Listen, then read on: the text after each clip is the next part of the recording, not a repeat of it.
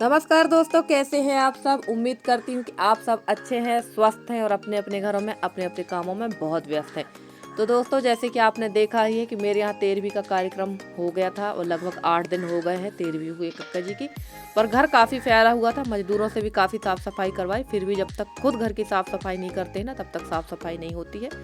और लगभग ये फाइनली साफ़ सफाई है घर की। तो इस रूम को भी मैंने साफ सुथरा कर लिया था, आपने देखा था पिछले ब्लॉग में। और जस्ट उसके बाद ही ये वाला वीडियो मैंने स्टार्ट कर दिया था, क्योंकि इसको मैं अगर पिछले वीडियो में दिखाती तो वीडियो काफ़ी लंबा हो जाता। और पूरे घर की मैंने लाल मिट्टी से लिपाई कर दी है, इस कमरे की भी मैंने लाल मिट्टी से लिपाई कर दी है। और सबसे अच्छी मज़े की बात यह है कि अब जब मैंने दुकान में लाल मिट्टी पता करवाई तो लाल मिट्टी अब नहीं मिल रही है।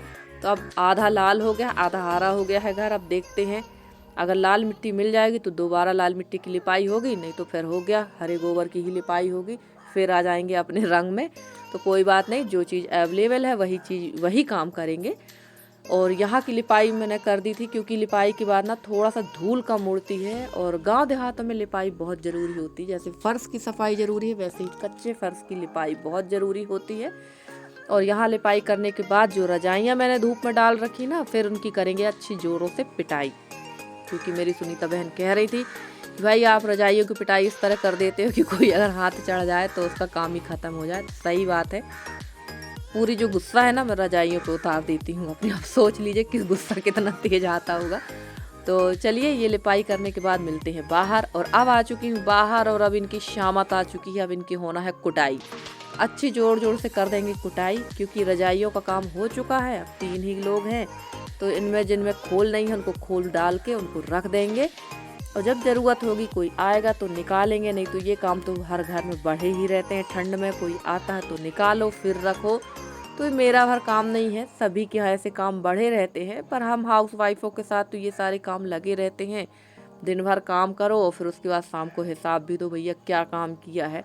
तो जो करता है काम उसे समझ में आता है कि क्या किया क्या नहीं किया। और वैसे भी मैं घर में अकेली हूँ, तो भाई पूरे घर की जवाबदारी अब मेरी ही हो चुकी है। तो मुझे ही सारी चीज़ों का रख रखाव करना है।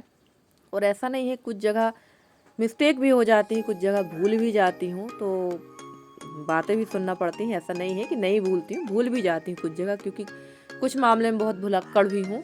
तो देखिए, इनकी कर दी है मैंने अच्छे से पिटाई और काफ़ी धूल निकली थी इसमें। और धूल इसलिए भी हो जाती है कि गांव देहातों में धूल तो होती ही है, और अभी सब लोग थे तो रफ़ यूज भी होता है। तो इनको इसी तरह से कूट पीट के रख देंगे। और इस रजाई में नहीं है कवर, तो इसमें कवर भी लगा दूंगी मैं। और इसके पहले भी मैंने बाकी रजाइयों को रख दिया था। तो ये काम मेरा कंप्लीट हो चुका है। इसके बाद जो बचे हुए काम है वो भी करना है मुझे। अब सिर्फ पूजा वाला रूम रह गया है, तो उसकी भी मुझे साफ़ सफाई करके उसको भी तैयार कर देना है, क्योंकि वो भी काफ़ी फैल चुका है। 12-13 दिन क्या, 15-16 दिन तो पूजा ही नहीं हुई। और ये आ गए हैं हमारे शुभ भैया, तो ये कर रहे हैं रजाई की कुटाई। इनसे पूछा गया कैसे पीटना है, तो ये पिटाई शुरू कर दिए थे। और रजाइयों की कुटाई पिटाई के बाद आ चुकी हूँ कपड़े धुलाई करने के लिए, क्योंकि मैं नहाने के पहले अगर कपड़े धुल लेती हूँ तो धुल ही लेती हूँ। उसके बाद तो मेरी हिम्मत नहीं होती कपड़े धुलने की, सच बता रही हूँ। फिर या तो वो दूसरे दिन धुलेंगे या फिर वॉशिंग मशीन में। और वॉशिंग मशीन में कपड़े तब धुलती हूँ जब कपड़े बहुत ज़्यादा होते हैं। कपड़े थोड़े ही थे तो मैंने कहा हाथ से ही धो लेते हैं। और साड़ी और जो पेटीकोट वगैरह हैं वो तो हाथ से ही अच्छे साफ़ होते हैं, तो मैंने यहाँ कपड़े भी धुल लिए हैं। इसके बाद मुझे बनाना है खाना।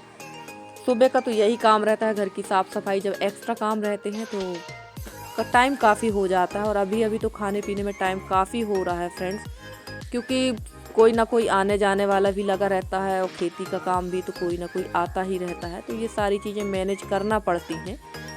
और इसके बाद मैं यहाँ पर ये कपड़े धोने के बाद बाकी के काम भी मैं निपटा लूँगी। और पूरा दिन इसी तरह से हम लोगों का निकल जाता है।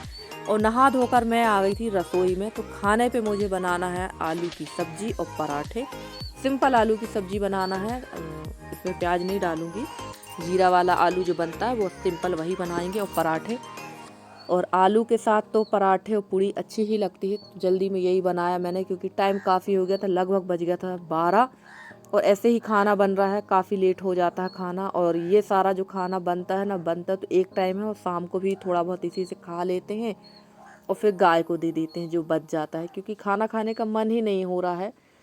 तो जो बनता है वही थोड़ा बहुत खा लेते हैं, क्योंकि जीना है तो खाना पड़ेगा, क्योंकि लाइफ किसी के जाने से रुकती नहीं है, समय नहीं रुकता किसी के लिए। जाने वाले तो चले गए, हम लोगों को मरता रोता पीटता हम लोग हैं, पर जीना पड़ेगा, क्योंकि एक दूसरे का हम ही लोग सहारा हैं, तो जीना तो पड़ेगा। और मेरी एक सिस्टर है कृति द्विवेदी, ये यूपी से है, यूपी में कहाँ से हैं मुझे तो नहीं पता, और वो भी कक्का जी की डेथ से काफ़ी दुखी हैं।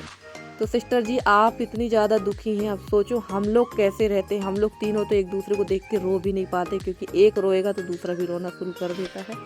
और सबसे ज़्यादा हालत ख़राब तो यशी की है, आप यकीन नहीं मानेंगे, यशी इतना रोती है कि उसकी आँख तक आ चुकी हैं।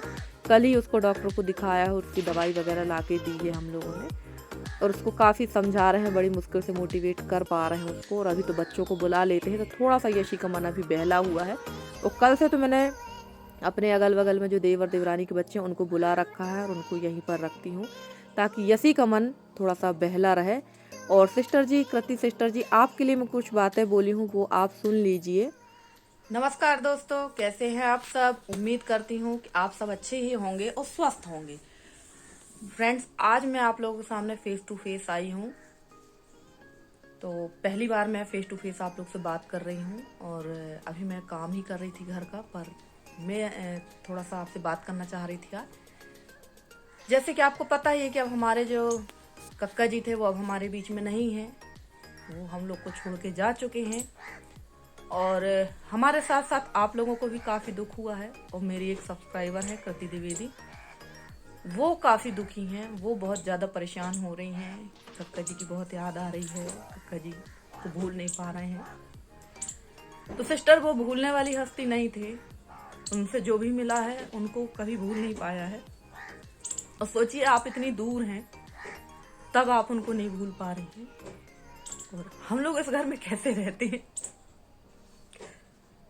24 घंटे सिर्फ उनकी याद आती है, पर बेशरम है कि खाना पीना हंसना बोलना सब कुछ होता है।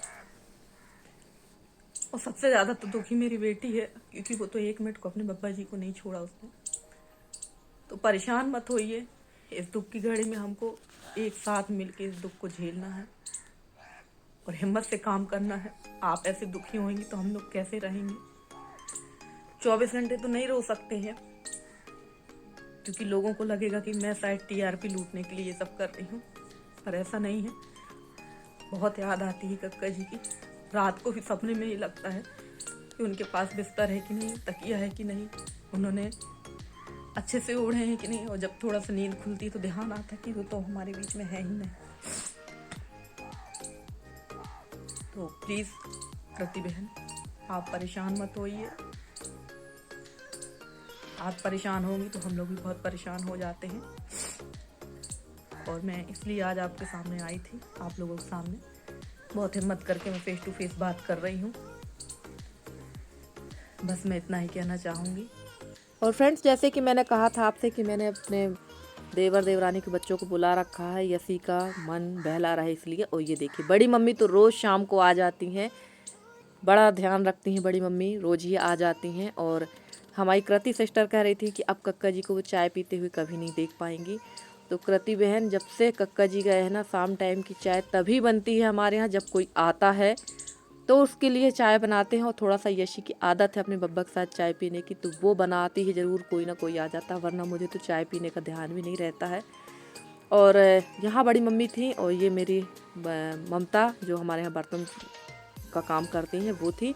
और शाम काफ़ी हो चुकी थी, काफ़ी शाम हो गई थी कल, और कोई ना कोई दोपहर टाइम आ ही जाता है बैठने के लिए। तो थोड़ा सा शाम टाइम का वीडियो मैं आप लोग के साथ नहीं बना पाती हूँ, शेयर नहीं कर पाती हूँ, क्योंकि अच्छा नहीं लगता है कि किसी के सामने वीडियो बनाओ, और थोड़ा सा मन बहलाना भी ज़रूरी है। इसलिए मैं वीडियो की जो क्लिप है वो आप लोग के साथ शेयर करती रहती हूँ, तो थोड़ा सा अच्छा लगता है, व्यस्त रहती हूँ, क्योंकि आप लोग भी अब मेरी फैमिली के जैसे हो। और ये देखिए, ये बच्चों की कुछ शिकायतें थी, एक दूसरे के लिए शिकायत कर रहे थे, तो उसी के ऊपर से हमारे जो ये रुद्र भैया बैठे ना कुर्सी पे, इनकी हो रही थी खिंचाई। तो वही यहाँ पर हम लोग बढ़िया मस्ती कर रहे थे, अच्छा लगा।